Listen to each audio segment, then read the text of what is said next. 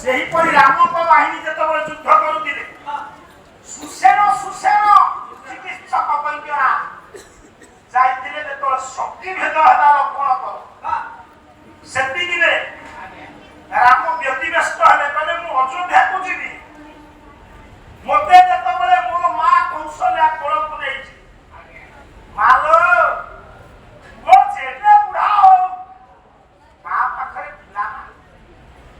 ଲକ୍ଷ୍ମଣ ଶକ୍ତି ଭେଦ ହେଇ ପଡ଼ିଛନ୍ତି ସେତିକିବେଳେ ରାମ ଠାକୁର ଆଉଷଧରେ କହିଲେ ଲକ୍ଷ୍ମଣ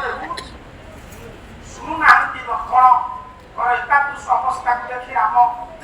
ବିଚାର କଲେ ମୁଁ ଅଯୋଧ୍ୟାକୁ ଯିବି 14 ବର୍ଷ ମୋ ମା କୌଶଲ୍ୟା ମତେ କୋଳକୁ ନେବେ ମୋ ମା ସୁମିତ୍ରା ବିଚାର କରିବ ମୋ ପୁଅ ରାମ ସେବା କରିବାକୁ ଲକ୍ଷ୍ମଣକୁ ପଠାଇଥିଲି